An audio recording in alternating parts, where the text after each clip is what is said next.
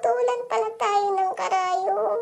Paano tayo makakakulam niyan? Makakatahi. Ganyan nga pala yung karayom ng sewing machine. Nasa baba yung butas niya. Unlike sa karayom ng mano-mano, nasa taas yung butas. Paano na ngayon yan? Ay, di bale, meron na tayong bago.